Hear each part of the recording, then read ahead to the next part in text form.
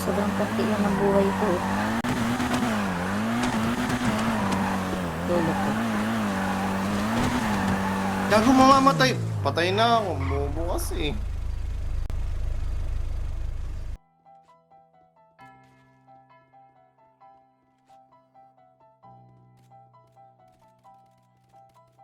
Dami ko na pagtanto, dami na sugat aking natamo. Pero ganun pa rin na nakikita pag nakapikit ang mata ko. Imbis man nawala lang sinagapa kung kailan mahirap tsaka tumatawa. Mas lalong gumana, dumami ang mana kakita no pa.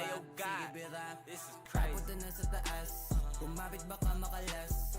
Yung racket na rurot hindi na mahabol, hindi pa maubos yung gas.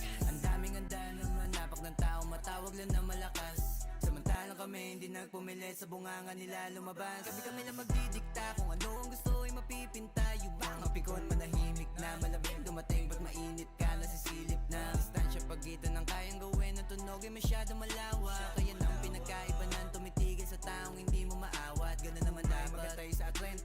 Kaya dapat ay pulido mga letra para kahit ano man na maitema. Benta di na maalis pa sa meta. Di na pwede teka kahit palo. Dahil pag Lipas ka rin natin lahat. di nyo madadaling aningin. Sa akin alamin mo na lang kung kaya mo nang ako daigin. Kinakaya ko pasukin kasi marami-rami lahat ang napili ko na ambisyon.